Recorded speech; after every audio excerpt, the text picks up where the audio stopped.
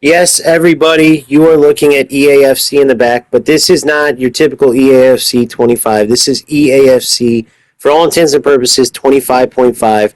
And they made history by actually listening to the player base and putting out a patch that, wait for it, is incredible, right? Now, I love UFL. I still fully want UFL to fix the issues they have to keep moving forward. They are a brand new company, but the honest to God truth, which you have to be truthful in this, there's no point in lying because the players are going to be able to feel it themselves. The honest to God truth is this game right now that you see in the background, this post-latest patch, FC25, is incredible. It's the best maybe that I've felt in the past decade, maybe longer. And remember, FC started really going downhill around, let's say, FC22.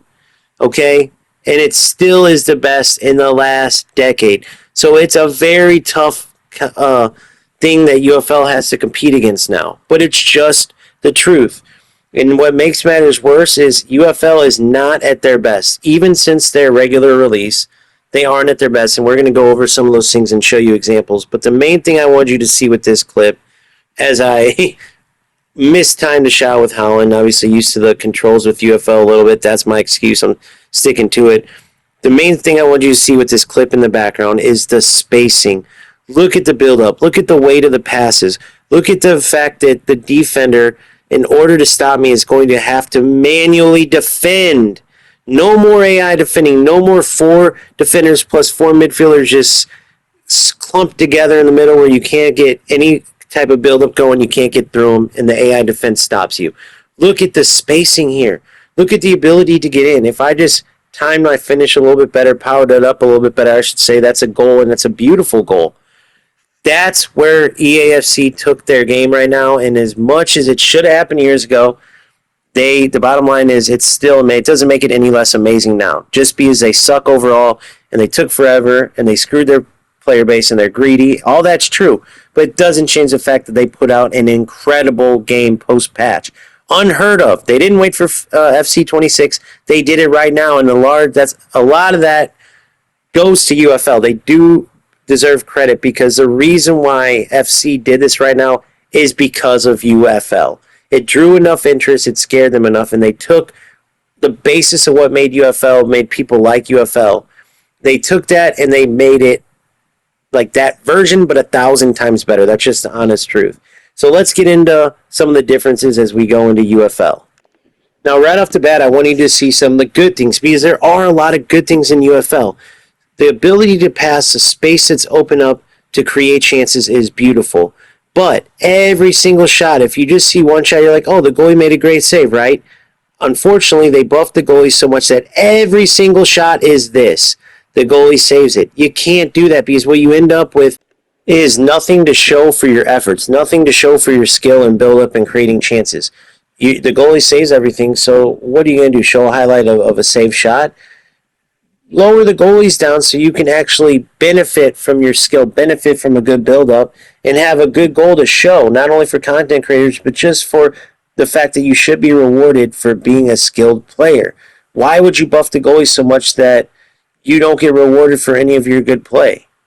And another positive area is the ability and the need to individually defend. Because of that spacing, you have to be able to move your defenders to block passing and dribbling lanes, and you have to be able to use your AI assistance correctly.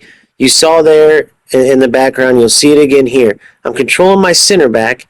I know that he has nowhere to go, so I wait patiently, and at the right time, switch as he does the skill move, and boom. And even if I didn't switch, I had my AI pulled correctly, he would have blocked off that anywhere that my opponent tried to go, and I'm rewarded for my skill on defense. That is a huge positive. It's something that EA did not have for years. It was all about AI defending, and they were so bunched up that it made it easy, and you were rewarded essentially for not defending, right? And that was nonsense. So I give UFL all the credit in that aspect.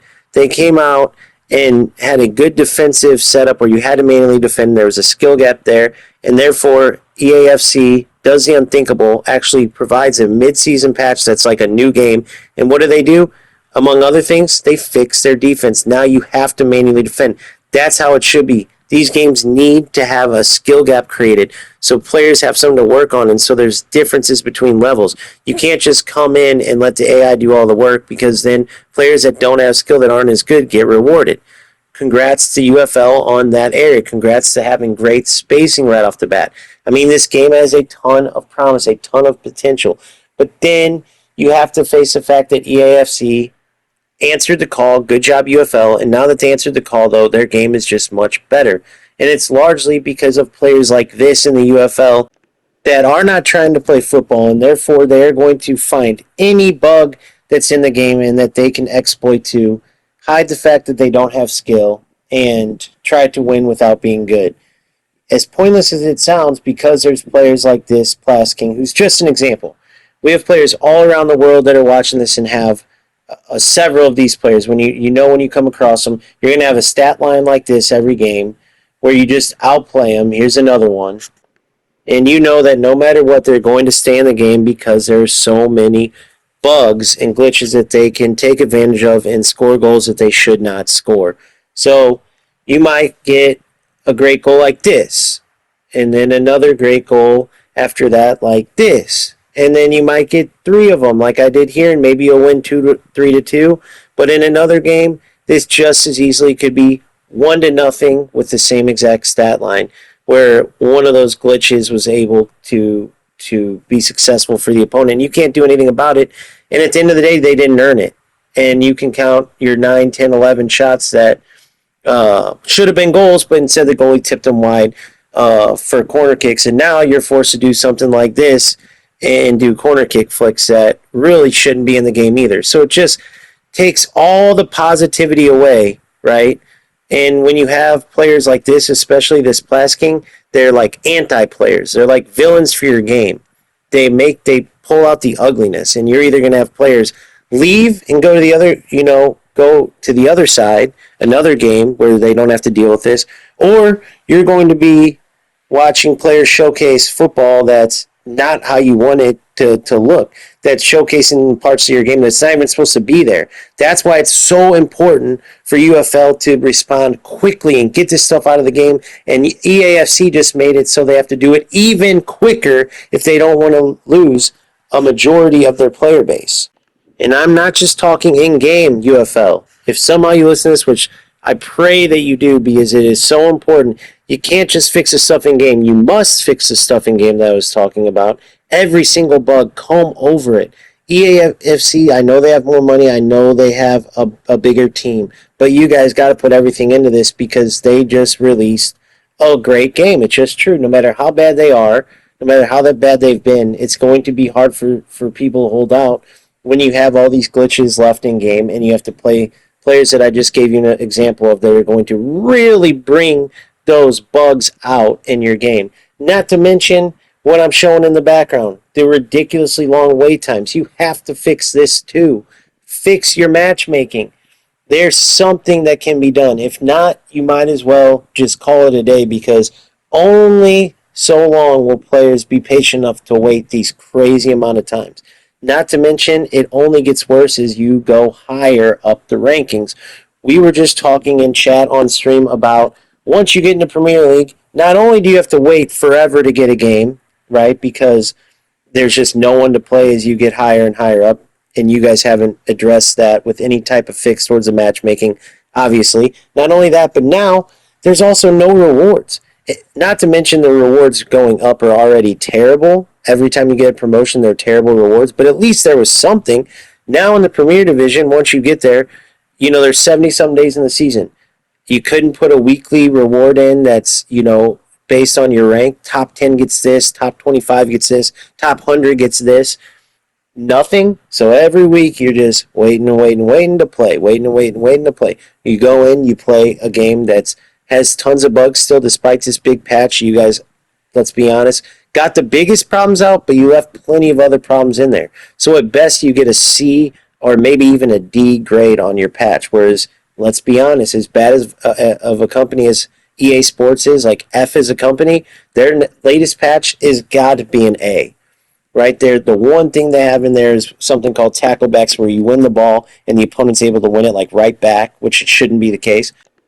But comparatively speaking, they're miles ahead EAFC than they were pre-patch, and they are miles ahead of UFL where they are post-patch. And that is after UFL made their quote-unquote huge patch. So you just gotta get to UFL. It's just honesty. It would do me no good to ignore how good the post patch is in EAFC, to ignore these issues that are going on in the UFL, because the player base is going to see them as they play, right? Those are the most hated content creators of all time, I would say, in the video game, sports video game, and in particular in the FIFA world. Those content creators that for years and years would ignore the FIFA problems or FC or EA Sports, whatever you want to call it. They would ignore those problems, not speak about them, and they, of all people, should have been using their voice to help get a better game, especially for their fan base, right? A lot of these content creators are full time, and the people that are helping pay their salary, right, by watching their content, you deserve to tell them the truth, and that's exactly what I'm doing. I'm not trying to dog UFL out. I'm not trying to give EA Sports flowers for something they should have done and should have done years ago. I'm trying to show UFL and trying to speak on an issue that will help UFL become a great game because I back UFL. I've supported it since day one. I've put time, effort, my own money into UFL, right? I created the channel that I created in order to help people climb the ranks and get better at your game. I want UFL to succeed, but this is what you have to listen to and the things you have to address to succeed. EASC essentially just knocked you down. They didn't knock you out, but they definitely knocked you down. Yes, they are a big, strong opponent with a ton of money and a ton of ability to hire, however many people they need to get things done with their game. And it looks like they did that. Either that or they had the people the whole time and they literally were so arrogant that they just didn't care to fix it until UFL came along. Again, that's where I'm very appreciative for UFL because they no doubt sparked this huge history making as far as EA Sports and FIFA's history goes. History making mid-season patch. UFL absolutely sparked that. Competition sparks that, right? But now UFL, it's your turn. You haven't just released a game and did good to get their attention and now it's all done. If you want to keep the player base, you have to go and fix these things. You have to make it so in the background I can't show this long of a wait, which actually can be just about doubled, right? Let's get this fixed. Let's get UFL back on the map. So instead of showing this beautiful spacing that EAFC copied off of you, the beautiful Emmanuel defending now that EAFC copied off of you, right? Instead of showing these highlights, right? Let's get back to showing UFL highlights because I'm rooting for UFL. They are the underdog. They are a big part of the community now, no matter what they're etched in the history books, because everyone will always tie to this patch that made EAFC a great game. Everyone will tie that to the release of UFL putting pressure on them. But instead of just being like that side note, UFL, get to work, compete, make your changes now. Come back and give us a game that we want to play as much as everyone will want to play if they don't already EAFC. Because the fact of the matter is, as a football fan, as a football video game fan, EAFC is just miles better right now. Whereas UFL, especially when you're facing those ratty glitch cheats that I showed earlier, it makes it hard to not just log off and go into FC. So, that being said, UFL, I'm rooting for you. Please respond.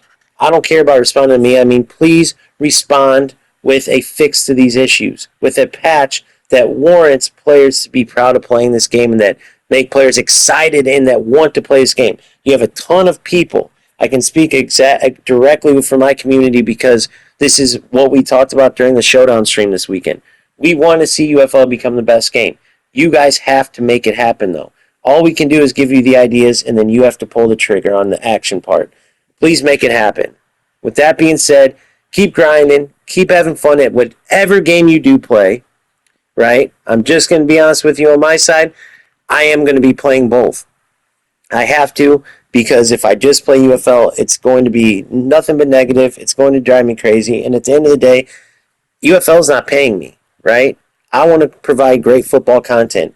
And the honest truth is, The only reason I'm going to stream both and not just EAFC, since it's a miles better game and you can provide much better content, and it's set up in a way where I can absolutely help players with where I've gone and my knowledge in EAFC. But the only reason that I'm still going to stream UFL and stick to it is because they're a brand new game, and I'm not just going to give up on them like that. I'm going to give them a chance, but they need to act fast because the variance between the games is huge right now. So, with that being said, we will see you next time.